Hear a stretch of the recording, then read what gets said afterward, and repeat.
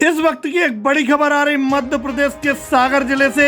संयुक्त महाविद्यालय अतिथि विद्वान नियमितीकरण संघर्ष मोर्चा के बैनर तले सागर के एक निजी होटल में प्रेस वार्ता का आयोजन किया जा रहा है, जिसमें मध्य प्रदेश सरकार के 3 कैबिनेट मंत्री, जिसमें मंत्री गोपाल भार्गव जी, भूपेंद्र सिंह जी और गोविंद सिंह राजपूत अतिथि विद्वानों के आंदोलन में शामिल होकर नियमितीकरण का वादा किए थे और इनका वादा पूरा नहीं हुआ। और इसको लेकर इन तीनों भाजपा के मंत्री से लेकर वर्तमान शिक्षा मंत्री और कांग्रेस के कमलनाथ सरकार से लेकर जीतू पटवारी तक क्या कहते नजर आ रहे हैं संयुक्त महाविद्यालयीन अतिथि विद्वान नियमितीकरण संघर्ष मोर्चा के पदाधिकारी। खुद देखिए प्रेस वार्ता में क्या कहते नजर आ रहे हैं। वर्तमान में सागर से 3 कद्दावर मंत्री हैं और तीनों कैबिनेट मंत्री हैं, चाहे आदरणीय गोपाल भार्गव जी हों, भूपेंद्र सिंह जी हों और गोविंद सिंह राजपूत जी हों। जब ये विपक्ष में थे, 15 साल कांग्रेस की सरकार थी, 12 महीने लगभग सरकार चलाए हैं वो कमलनाथ जी, तो सड़क से लेकर सदन तक पूरी भाजपा एड़ी चोटी लगा दी है। मैं आपको कुछ ट्वीट दिखाना चाहता हूँ। ये जितने पूरे ट्वीट हैं ये आदरणीय गोपाल भार्गव जी के हैं। ये पूरे ट्वीट गोपाल भार्गव जी के हैं। ये पूरे ट्वीट गोपाल भार्गव जी के हैं। ये पूरे गोपाल भार्गव जी के हैं। ऐसे ही भूपेंद्र सिंह जी के हैं, गोविंद सिंह राजपूत जी के हैं। उसमें क्या हुआ था कि कुछ अपन पीछे जाते हैं तो जब सरकारों का उथल पुथल हुआ तो कमलनाथ जी अपने वचन पत्र में हमारा मुद्दा रखे थे कि हम अतिथि विद्वानों को करेंगे नियमित। ठीक है, उसमें हम लोगों का आंदोलन भी चला और मध्य प्रदेश के इतिहास का सबसे बड़ा आंदोलन था जो लगभग 4 महीने आंदोलन चला शाहजहानी पार्क में। उस समय आपको याद होगा कि सिर्फ 2 ही आंदोलन थे, एक दिल्ली में चला था शाहीन बाग में और दूसरा शाहजहानी पार्क भोपाल का आंदोलन चला था। और उसी बीच में सिंधिया जी बोले कि अगर विद्वानों को नियमित नहीं करो तो हम सड़क पर जाएंगे।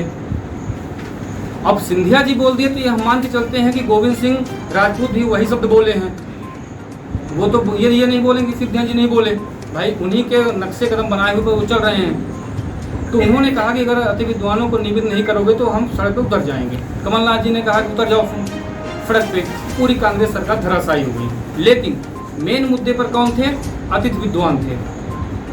उसी समय जब हम लोगों का आंदोलन अच्छे मूवमेंट में था तो खुद विपक्ष के नेता उस समय शिवराज सिंह चौहान जी, जो वर्तमान मुख्यमंत्री हैं, शिवराज सिंह चौहान जी, गोपाल भार्गव जी, नरोत्तम मिश्रा जी, बीडी शर्मा जी, भूपेंद्र सिंह जी, पूरी भाजपा में मेजॉरिटी जाकर के हमारे धरने पे गई और उन्होंने कहा कि कमलनाथ जी अगर विद्वानों को नियमित नहीं करोगे तो मैं 8 फीट बजा दूंगा। आपको याद होगा टाइगर अभी जिंदा है, एक डायलॉग फेमस हुआ था शिवराज जी का, वो टाइगर अभी जिंदा है शिवराज जी विद्वानों के मंच पर ही बोले थे कि अगर विद्वानों को नियमित नहीं करोगे तो हम 8 फीट बजा देंगे, टाइगर भी जिंदा है। जिस दिन सिंधिया जी ज्वाइन किए भाजपा कार्यालय में, उन्होंने कहा कि अब तो टाइगर हो गए हैं, अब किसानों का और अति विद्वानों का हल निकलेगा। लेकिन सिंधिया जी को मिल गया उड़न खटोला, मंत्री बन गए।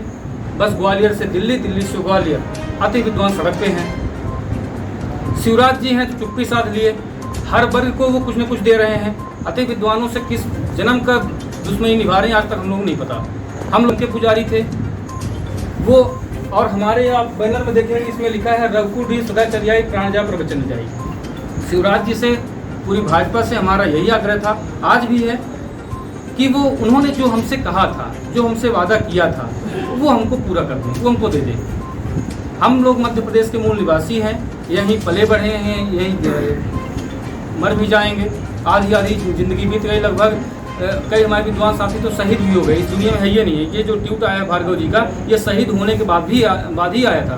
जब संजय कुमार उमरिया के एक्सपायर हुए थे तो उसी समय इन्होंने ट्वीट किया था। और ये भी मैं बता रहा हूँ, गोपाल भार्गव जी उस समय संजय कुमार को 1 लाख रुपए भी दिए थे सहयोग राशि। उनके बेटे आए थे और उन्होंने चेक दिया था। तो आज वर्तमान परिस्थिति ये है कि अतिथि विद्वान 10 के 10 हैं, लेकिन इस चीज़ को भाजपा और कांग्रेस भी जानती है बहुत अच्छे ढंग से कि अतिथि विद्वानों को इग्नोर नहीं कर पा रहे हैं। कारण उसका ये है कि अतिथि विद्वानों की संख्या लगभग 4500-5000 है हमारी संख्या। लेकिन आज हम लोग लगभग 15 लाख 20 लाख युवाओं का नेतृत्व कर रहे हैं पूरे मध्य प्रदेश में, जो कॉलेज में विद्यार्थी पढ़ते हैं, चाहे यूनिवर्सिटी में हो चाहे कॉलेज में। तो सरकार को ये हम जताना चाहते हैं आप सभी पत्रकार साथियों के माध्यम से कि अगर सरकार हमारा भला नहीं करती, हमारे बारे में नहीं सोचती, हमको इग्नोर करती है, जो शिवराज जी खुद वादा किए, पूरी भाजपा सरकार वादा की, जिस मुद्दे पर सत्ता का सिंहासन उनको मिला, विपक्ष में रह के जब वो आंसू बहाते थे, आज उस सत्ता की मलाई खा रहे हैं। अगर हमारा नियमितीकरण नहीं किए, हमारा वादा नहीं पूरा किए, तो उन 15-20 लाख युवाओं को लेकर, इस बात को कोट करिएगा आप सब साथी, पत्रकार साथी, उन 15-20 लाख युवाओं को लेकर के हम सड़क उतरेंगे, जन आंदोलन करेंगे और बच्चों को बताएंगे कि आपके गुरुओं का फ्यूचर, आपके गुरुओं का भविष्य मध्य प्रदेश भाजपा सरकार ने 18 साल से 20 साल से क्या दुर्दशा कर दी है कि हम लोग न घर के बच्चे न घाट के बच्चे। और कांग्रेस भी जानती है कि अति विद्वानों के मुद्दे पर ही कांग्रेस सरकार गिरी, भाजपा सरकार बनी। और पिछले चुनाव में भी टारगेट पर अति विद्वान ही थे, अति विद्वान ही सरकार बनाए थे। और अगर अति विद्वानों को फिर नियमित नहीं किया गया तो फिर सरकार उथल पुथल होगा। आज जो जमीनी सर्वे आ रहा, कांटे की टक्कर दोनों चल रही है कि अगर हमारी मेजोरिटी, अगर हमारे विद्यार्थी हमारे साथ जब आएंगे, और ये आप भी जानते हैं कि अगर गुरु सड़क पर उतरा और विद्यार्थी के घर पहुंच गया कि बेटा ये हमारी स्थितियां हैं, तुम्हारा भविष्य क्या होगा, तुम नेट से PhD किए हो, हम मध्य प्रदेश के मूल निवासी हैं, वोट हम देते हैं, तो क्या नौकरी देने वाला यूपी बिहार से बंदा आएगा? नौकरी आप यूपी बिहार वाले को दोगे तो हमारा क्या होगा?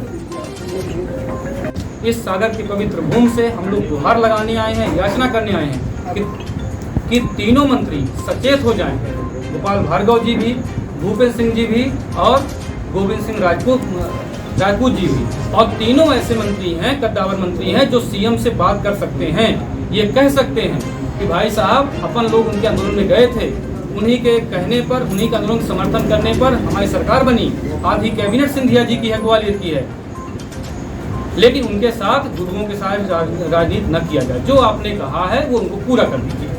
इसलिए जो हमारी हर संभाग में, जैसे सर ने कहा, हमारी हर संभाग में, अभी हम लोग रीवा में किए थे तो वहाँ गिरीश गौतम से गुहार लगाए, राजेंद्र सिंह जी से लगाए, जबलपुर में किए तो वहाँ रूहानी जी से, बिश्नोई जी से हम लोग गुहार लगाए, उज्जैन में किए तो मोहन यादव जी से गुहार लगाए। ये लगातार हमारी संभाग स्तर AD स्तर पर प्रेस वार्ता चल रही है। लेकिन मैं जिम्मेदारी साथ कहता हूँ, अगर सरकार हमारे बारे में नहीं सोचती तो हम भी मजबूर हो जाएंगे सरकार के बारे में नहीं सोचेंगे। ये कतई गुरेज नहीं करेंगे, क्योंकि शिवराज जी आज गली गली घूम रहे हैं, सड़क सड़क घूम रहे हैं, हर मंत्री घूम रहा है अपनी कुर्सी बचाने के लिए। हम अपने पेट के लिए लड़ाई लड़ रहे हैं। अगर वो हमारा नहीं सोचेंगे तो हम मजबूर हैं, बस उनका नहीं सोचेंगे। दूसरी चीज़ क्या है कि वर्तमान में आप देख रहे हैं कि अति विद्वान ही कॉलेज का ताला खोलते हैं, कॉलेज का ताला बंद करते हैं। परीक्षा, प्रवेश, प्रबंधन, अध्यापन, नैक, रूसा, मूल्यांकन, समस्त काम अति विद्वानों के भरोसे पूरे मध्य प्रदेश सरकारी कॉलेज चल रहे हैं। लेकिन जहां हमको लाभ देने की बात आती है तो शिवराज जी के कलम की स्याही खत्म हो जाती है उसी समय। उनका ये जो निब्य है वो टूट जाती है। आखिर ऐसा क्यों होता है कि मतलब चुसे हुए आम के जैसे हमारे बघेलखंड में रीवा का हूँ, बघेलिन कहते हैं कि मीठ मीठ गप करू करू थू, कि मतलब जब तक हमारा युवा अवस्था हम थे तब तक आप हमको शोषण किए, हमको उपयोग किए, और जब हमारी अवस्था हो गई तब आप हमको मक्खी से बाहर निकाल रहे हो। आज वर्तमान में हमारे लगभग 350 फाइन आउट हैं जो व्यवस्था से बाहर हैं। उनकी 2 साल से क्या स्थितियां होंगी ये शिवराज जी थोड़ी जान सकते हैं। 12 महीने के लिए कुर्सी चली गई थी, पूरी भाजपा बिलबिलाई हुई थी, और सत्ता के लिए कुर्सी पाने के लिए क्या जोड़ तोड़ किए हैं। पूरा मध्य प्रदेश, पूरा हिंदुस्तान देखा है, पूरा हिंदुस्तान देखा है। और अति विद्वानों के कंधे पर बंदूक रख के चला दिए, चाहे सिंधिया जी हो चाहे शिवराज जी हो। मैं दोनों टाइगर से कहता हूं कि आप सड़क पर न उतरो, भगवान की कृपा आप पर है, आपकी दाल रोटी चलती रहे, लेकिन दाल रोटी हमारी भी चलाइए। हम नहीं कहते कि आप बर्बाद हो जाइए, आप कुछ भी हो जाए, कुछ भी न करिए, ईश्वर आपको बरकत दे, आप खूब फले फूले, आपके बीवी बच्चे खूब अच्छे से रहें। लेकिन हमारे बीवी बच्चे जो हमारी संतानें आने वाली हैं उनकी भी कुछ जिम्मेदारियां हैं। हम लोगों को हमारा हक दे दीजिए।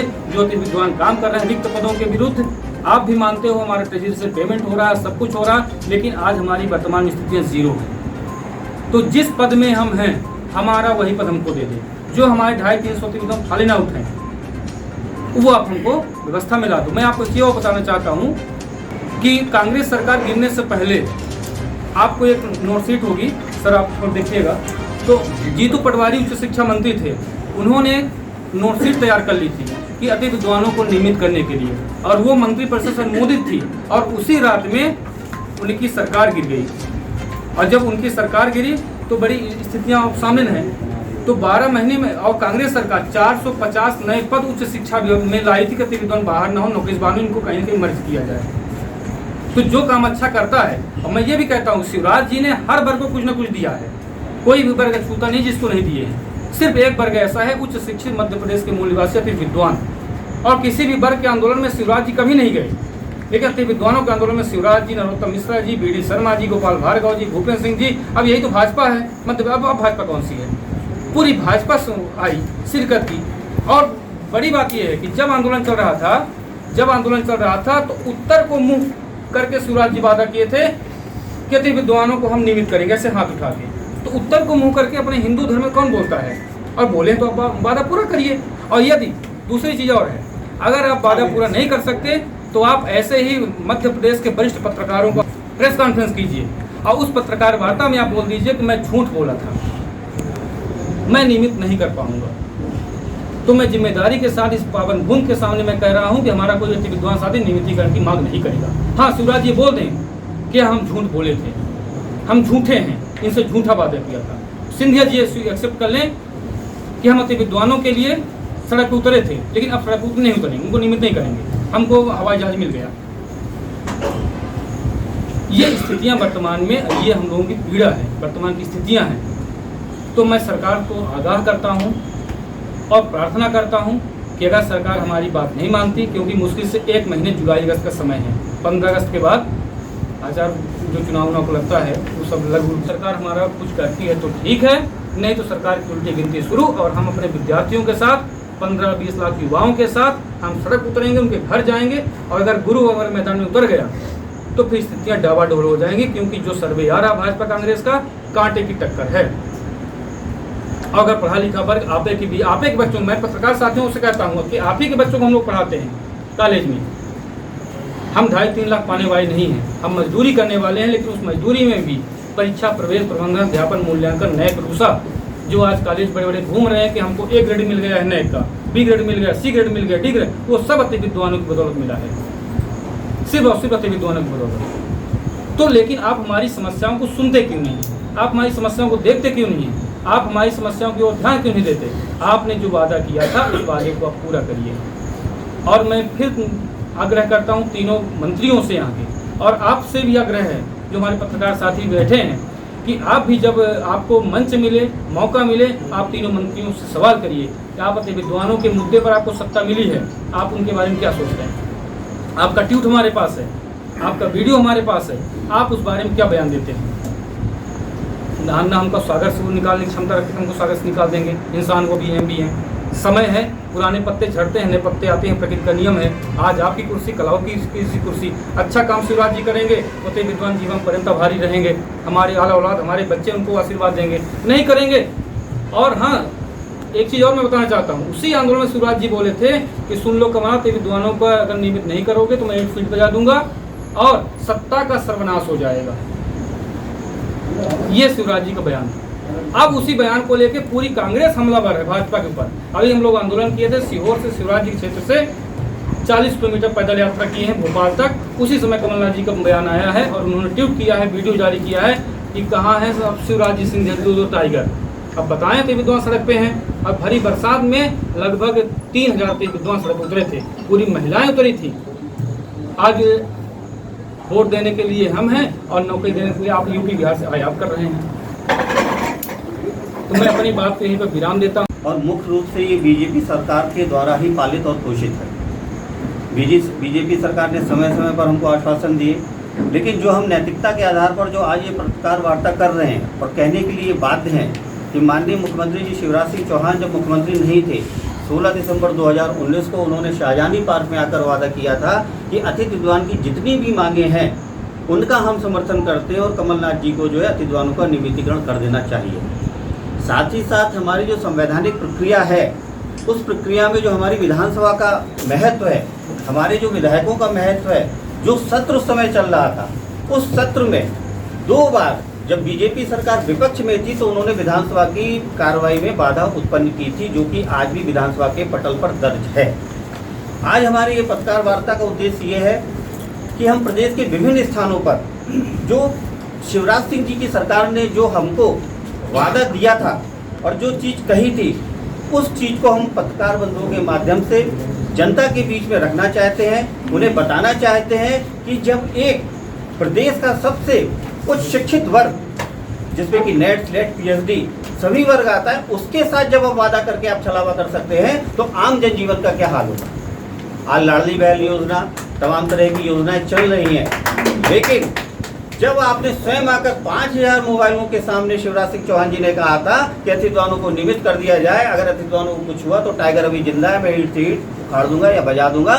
उसी परिप्रेक्ष्य में हम आप पत्रकार बंधुओं के माध्यम से शिवराज सिंह जी को ये वादा याद दिलाना चाहते हैं और साथ ही साथ चेतावनी देना चाहते हैं कि अगर इस सरकार ने या माननीय शिवराज सिंह चौहान जी ने अगर कोई हमारे नियमितीकरण की कोई भी व्यवस्था या कोई भी हमारे लिए कोई पॉलिसी नीति नहीं लाई, तो अतिथि विद्वान जितने भी प्रदेश भर के 5000 अतिथि विद्वान हैं, अपने सभी छात्रों के साथ, जिनकी की संख्या 15 से 20 लाख है, उनको लेकर प्रदेश में एक ऐसा जन आंदोलन चलाने का व्यापक अभियान बना रहे हैं कि अगर हमारी भविष्य को सुरक्षित नहीं किया गया तो हम इस सरकार के विरोध में जाएंगे और हम अपना हक लेकर रहेंगे। साथ ही साथ जो एक स्थानीय स्तर पर हम विभिन्न संभागों में जो प्रेस वार्ता कर रहे हैं, उसके संदर्भ में जो यहाँ के जो विधायक हैं, जो मंत्री हैं, उनके संदर्भ में क्या कार्य योजना है, स्थानीय लोग कैसे अपने यहाँ के जो 3 मंत्री हैं या हमारे जो विधायक महोदय हैं, उनको कैसे इस बात को आगे बढ़ाएंगे, उसके लिए मैं डॉक्टर राजू सेन सर से अनुरोध करूँगा कि वो आप लोगों को संबोधित करें। सम्मानीय शैलेंद्र जी,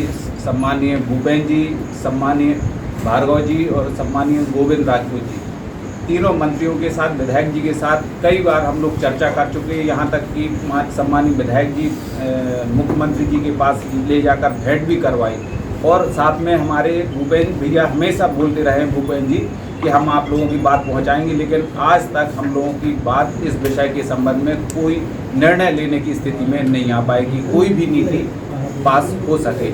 हम लोग निरंतर इसमें प्रयास कर रहे हैं और आज भी हम लोग स्थानीय विधायक माननीय शैलेंद्र जी और भार्गव जी और भूपेन जी और गोविंद जी, इनसे मिलकर पुनः हम लोग आग्रह करेंगे कि हम लोगों के विषय में चिंता की जाए, हम लोगों की आगे बात पहुंचाई जाए, अन्यथा हमारा प्रदेश संगठन कुछ न कुछ विरोध स्वरूप में आंदोलन चलाने की चेतावनी देगा। और इसी क्रम में हमारे मनोज भाई आगे बात रखेंगे। तो लास्ट में एक बात कहूँगा कि यदि अतिथि विद्वानों के प्रति इतनी नफरत की भावना यदि इस सरकार की है, तो मैं गुजारिश करूँगा हाथ जोड़ के कि सरकार आज से ही अतिथि विद्वान व्यवस्था को खत्म कर दे।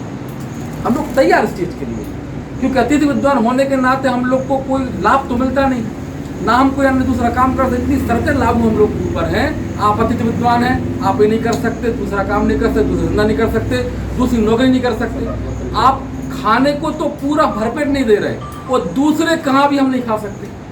तो ये हमारी कंडीशन है। तो हम तो सरकार से कहेंगे कि आप अतिथि विद्वान व्यवस्था को या तो तत्काल खत्म कर दें या फिर जो आपने वादे किए थे उन वादों को आप निभाइए और हम लोग को परमानेंट नियमितीकरण दीजिए। क्योंकि नियमित जो लोग सरकार के वर्तमान में कॉलेज चला रहे हैं, उन कॉलेज का आप सर्वे कर लीजिए, उनकी रिपोर्ट मांग लीजिए, जो भी कहीं कि नेक को लेके सारी चीज़ों को लेके जो उनकी रैंकिंग हुई है, उस रैंकिंग में अतिथि विद्वान लोग जो होते हैं उनकी जो सहयोग रहता है, उनका जो काम रहता है, उसके आधार पर ही कॉलेजों को ए और बी सी ग्रेड मिलता है। क्योंकि वो लोग ज़्यादा काम करते हैं बजाय उनके जिनको 2.5 लाख 3 लाख मिलता है।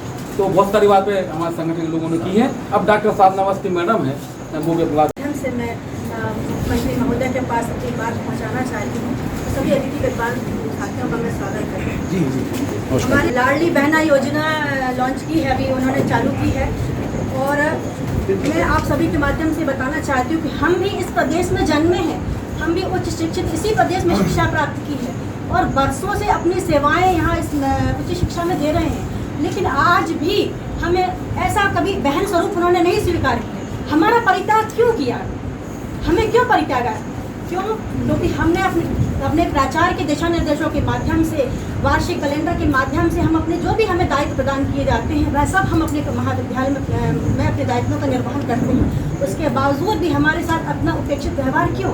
हमारी बहनों ने अपने केशों का दान करके अपनी बात उन तक पहुंचाने का प्रयास किया है। ऐसा कौन भाई होगा जो अपनी बहनों के बालों का जो परित्याग हो रहा है उसको देख रहे हैं, त्याग कर रहे हैं, उसके बाद इसका हृदय द्रवित ना हो? कैसा भाई है? क्यों नहीं सुनते हमारी बात? क्या कसूर है हमारा? इस प्रदेश में जन्मे हैं, इस प्रदेश की शिक्षा दीक्षा प्राप्त की है, यहाँ हम लोग इतने उम्र हमने आपकी सेवाएं दी हैं, ये हमारा दोष है। क्यों नहीं सुनते हमारी बात? क्यों नहीं हमारी बात मानते? अगर हमारे मुखिया ने हमारी बात नहीं सुनी, क्योंकि आज तक उन्होंने हमारे हित में कोई कार्य नहीं किया, और हम अब सड़कों पर उतरेंगे और अपने आवाज़ उन तक पहुंचाने का प्रयास करेंगे। जब उन्होंने हमारे केशों का त्याग करने के बाद भी हमारी बात को नहीं सुना, महिला का श्रृंगार होते हैं, किस अवस्था में महिला अपने बालों का त्याग करती है, कभी इस बात को समझने का प्रयास किया हमारे मुखिया ने? क्यों नहीं सुनते? और आज 27 साल बाद यदि पीएससी निकाली है तो इसमें किस सरकार का दोष है? हमारी तो पूरी 2 पीढ़ियां खराब कर दी उन्होंने। आज इस नए बच्चों के साथ कहते हैं हम उनसे फाइट करें, कैसे संभव है? जब हमने 2 पीढ़ियां हमारी इस बर्बाद कर दी उन्होंने, इसकी जवाबदारी कौन सरकार लेती है? हमारी ये आपसे हमारी गुजारिश है कि हमारी ये बात हमारे मुख्यमंत्री महोदय तक पहुंचाने का प्रयास करें, ताकि हम अपनी बात उन तक पहुंचाएं, और हमारे जनप्रतिनिधियों के माध्यम से भी हम उनसे ये कहना चाहते हैं कि हम समय देकर हमारी बात सुने और हमारी गुहार उन तक पहुंचे। जिस रिटर्न में देने चाहिए वो नहीं दे रहे हैं। एक प्रश्न 4 अंकों का किया है उन्होंने इस बार। कितना बड़ा षड्यंत्र है, मैं आपको बोल के बता रहा हूँ कि एक प्रश्न 4 नंबर का किया। अब आपके जो अधिकतम 5 सालों में 20 नंबर एक्सपीरियंस के मिलते हैं, किसी के 5 प्रश्न ज़्यादा सही हो गए, वो नल एंड वाइड हो गया, खत्म हो गई वो चीज़। कौन सा फेवर मिल रहा है आपको? पहले 1 नंबर का 1 क्वेश्चन होता था ऑब्जेक्टिव। आज तक पूरे भारत की किसी भी प्रतियोगी परीक्षा में 4 मार्क्स का 1 क्वेश्चन नहीं। ये भी एक दूसरी तरीके से आपके ऊपर ही मार हो रही है। बोल रहे हैं कि आपको हम 20 मार्क्स दे रहे हैं और वहाँ पे 4 नंबर करके आपको बाहर भी कर रहे हैं। विद्वान व्यवस्था चल रही है, उसमें भी 70-80% बाहर के प्रत्याशियों को मौका दिया जा रहा है, जिसमें कि स्थानीय स्तर के जो प्रत्याशी हैं, हमारे साथीगण अपनी विद्वान जो व्यवस्था में आए हुए हैं, वो व्यवस्था में वापस नहीं आ पा रहे हैं। जो फॉलन आउट हैं उनकी स्थिति भी काफ़ी दयनीय है, लंबे समय से बाहर 2 साल स्थिति हो गई है। उसके बाद भी मोहन यादव जी कहा जाता है तो कि हम आपको चॉइस फिलिंग करा रहे हैं, ये करा रहे हैं, वो करा रहे हैं, आज तक तो अंदर नहीं आ पा रहे हैं। जिसमें हमारे बिल्कुल हैं वो साथी हैं, वो बताएंगे। उसको हमने पीड़ा की 2-6 महीने से बाहर बैठे हुए हैं, उनको आज खाने की स्थिति नहीं है। वो आज व्हाट्सएप पर डालते हैं कि हमें इसको सहायता कर दीजिए, तो हमारे साथी को जितनी मंत्री सहायता करते हैं। तो हम आप लोगों के माध्यम से एक बात करना चाहेंगे कि जो फॉलन साथी हैं उनको योग्यता के अनुसार, वैचाकरण के अनुसार उनको मौका दिया जाए। उसके बाद जिनको आपको भर्ती करना हो भर्ती कर सकते हैं, लेकिन स्थानीय स्तर पर हमें जो प्रदेश के साथी हैं इनको अवसर दिया जाए, उनको नौकरी में प्राथमिकता दी जाए, जिसमें कि वो अंदर आ सकें।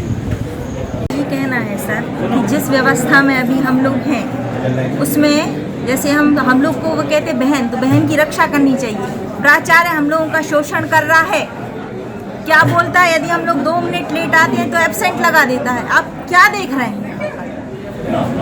2 मिनट लेट आने पर आप अपने आप को प्रेजेंट कर रहे हैं, हमारे बाद आने पर आप हमारे लिए एब्सेंट कर देते हैं। तो यदि वो हमको बहन करता है तो रक्षा देना हम लोगों को। बहना कह रहा है यदि वो, तो जिस व्यवस्था से हम लोग हैं, हमसे सबसे पहले ये लिखवा लिया जाता है एफिडेविट में कि हम कोई और काम ना करें। जब हम और कोई काम नहीं कर रहे हैं, हम अपने समय से पहुंच रहे हैं और 2 मिनट के बाद आप प्राचार्य होकर साइन कर रहे हैं और हमारे लिए एब्सेंट करके हमारी सैलरी काट ली जाती है। और हमारे लिए समय से पहले आना होता है, जैसे ताला खोलना होता है और जाना। कई बार हमने ऐसे अपने आप को ऐसे असहज पाया है सर कि सबसे पहले हम ही जाके उपस्थित हुए हैं, जबकि उन्होंने टाइम का जो ड्यूरेशन रखा है 10:30 से, तो वो खुद ही उपस्थित नहीं है। 5:30 10:30 से 5:30 तक खुद ही उपस्थित नहीं है। कहाँ तक न्याय संगत है? परमानेंट स्टाफ हम लोगों के ऊपर हंसता है, अतिथि विद्वानों का पूर्णतः शोषण किया जाता है। तो यदि वो हमें बहना मानते हैं तो क्या ये कहाँ तक हम लोगों के साथ न्याय संगत है? उनको हम लोगों के लिए संरक्षित करना चाहिए। कहीं फायदा की बात है तो बस ये कह दी जाती है आप अतिथि विद्वान हैं, अतिथि विद्वान कहकर हम लोगों को यानी शोषण हो रहा है आप लोगों बहुत को। ज्यादा क्या कहना चाहेंगे आप? शोषण हो रहा है। संज्ञान में ले, वो इस बात को संज्ञान में ले कि महिलाओं का शोषण ना हो। शोषण हो रहा है। जी हाँ। हम महिलाएं भी इस प्रदेश में जन्मी हैं, यहाँ पर शिक्षित, इसी प्रदेश की शिक्षित है, सारी उम्र हमने यहाँ पर बिताई, बावजूद इसके भी आज हमारे साथ हमारा परित्याग क्यों किया है? और हमारी बहनों ने केशों का त्याग किया। क्यों करता है कोई अपने केशों का त्याग? क्यों अपने बालों का त्याग करना पड़ता? कभी हमारी भावनाओं को समझने का प्रयास किया? आखिर हमारे अंदर क्या वेदना है जिनके कारण हम अपने बालों का त्याग कर रहे हैं? कौन भाई बर्दाश्त करेगा कि हमारी बहनें जो हैं अपने बालों का त्याग करें? कभी हमको समझने का प्रयास किया हमारे प्रदेश के मुखिया ने? आज हमारी यही व्यथा है कि क्यों नहीं समझते हमें, क्यों नहीं हमें अपना बनाते, क्यों नहीं हम अपनी बहन स्वीकार करते? इस घर की महिलाओं को बहन कहते हैं, हमें क्यों नहीं? क्या हमारा क्या गुनाह है? क्या हम इस प्रदेश में जन्मे यही हमारा गुनाह है? क्या हमने यहाँ पर शिक्षा दीक्षा ली? आप वर्षों से हम इस प्रदेश में अपने हायर एजुकेशन में अपनी सेवाएं दे रहे हैं, ये हमारा गुनाह है? क्यों नहीं समझते? अगर हमारे साथ हमारे प्रदेश के मुखिया ने हमारी बात नहीं मानी, 15 महीने की सरकार ने हमारे लिए नियमितीकरण की नीति बनाई। जीतू पटवारी की सरकार ने कि कार्यरत अतिथि विद्वान जो योग्यता रखते हैं, यूजीसी के नॉर्म्स पूरा करते हैं, उनको नियमित किया जाए। जो नॉर्म्स पूरा नहीं करते हैं उनको संविदा पर रखते हुए उनको समय दिया जाए अपनी योग्यता पूरा करने के लिए। और पीएससी पास, जो पीएससी पास हैं उनको नियमित किया जाए। लेकिन हमारी एक भी मांग इस सरकार, ये जो 18 साल की सरकार है, इसने हमारे बारे में एक बार भी एक लाइन नहीं लिखी हमारे हित में। हमारी यही मांग है कि हमें उन मुद्दों को लेकर, उन जो बिंदुओं को लेकर तत्काल हमें नियमित किया जाए। पीएससी पास या जो हमारे यूजीसी नॉर्म्स पूरा करते हैं उन अतिथि विद्वानों को तत्काल नियमित किया जाए। जो योग्यता नहीं रखते हैं उनको समय देते हुए, उनको संविदा पर रखते हुए उनको व्यवस्था में लिया जाए। जो फॉरन आउट अतिथि विद्वान हैं उनको इस व्यवस्था में लिया जाए, ताकि वो जो आज उनके परिवार जो है आर्थिक तंगी से जूझ रहे हैं, इस व्यथा को कौन समझ रहा है? जो आज आपने फॉरन आउट कर दिया, वो बेचारे अपने परिवार का लालन पालन कैसे करें, उनके अपने बच्चों को कैसे पालें? कभी इस व्यथा को समझने का प्रयास किया है हमारे मुखिया ने? यही हमारी वेदना है, यही हमारा दुख है। अगर इस सरकार ने हमारी बात नहीं सुनी, अब हम भोपाल की सड़कों पर ईंट से ईंट गिरा देंगे और वहाँ पर जो हो हमारा हो। हम 23 के चुनाव में कुछ फर्क पड़ेगा, अपने बच्चों को लेकर, हमारे जो विद्यार्थी हैं उनको लेकर हम सड़कों पर उतरेंगे। नहीं, 23 के चुनाव में क्या इस बार वोट करेंगी आप भाजपा की? अब हम सोचेंगे, यदि हमारे लिए उन्होंने कुछ कार्य नहीं किया तो हम बिल्कुल पूरे बच्चों को भी अपने बोलेंगे कि ये जब तुम्हारे गुरुओं की ये हालत है तो तुम्हारे संग में क्या? जब तुम्हारे गुरुओं का भविष्य सुरक्षित नहीं है तो आपका भी भविष्य यही है। आप भी सड़कों पर ऐसा ही भीख मांगोगे जिस प्रकार हमको इन्होंने दर की ठोकर खाने के लिए छोड़ दिया। हम उच्च शिक्षित हैं, हम इस प्रदेश में जन्मे और इस प्रदेश के लोगों के सामने ये व्यवहार, और हम वोटर हैं और नौकरी किसी और को दे रहे हैं, दूसरे प्रदेश के लोगों को नौकरी दे रहे हैं। इस प्रदेश के लोगों को आपने हमको भीख मांगने के लिए छोड़ दिया है। ऐसे कैसा मुखिया है? क्यों हमारी वेदना नहीं सुनते? यही हमारा कहना है सरकार से। आप क्या कहना चाहेंगे? सागर में पदस्थ था। विगत 12 जनवरी 2023 को मैं पीएससी 2017 की पदस्थापना से फॉलन आउट हो गया था। मीडिया बंधु और मैं जानता हूं कि हमारी बात जो है माननीय यशस्वी मध्य प्रदेश के मुख्यमंत्री जी के यहाँ ये बात अवश्य पहुँचेगी। मैं इतना कहना चाहता हूँ कि महोदय आप दयालु हैं, दया आपके अंदर है, और दया नहीं है तो मैं कहना चाहता हूँ कि कर ना सके जो जन कल्याण उस नर से अच्छा पाषाण। आप जनता के कल्याण के लिए लोगों ने आपको चुना है। और महोदय आज आप बताइए कि मैं 12 जनवरी से सेवा से बाहर हूँ। हमारे 2 बच्चे हैं, बड़ा वाला बेटा 12th क्लास में आ गया, जिसकी मैंने पढ़ाई फीस अभी नहीं भर पा रहा हूँ, और उसको मैंने पटकू स्थित फैक्ट्री में काम के लिए लगा रखा है, कागज फैक्ट्री के लिए।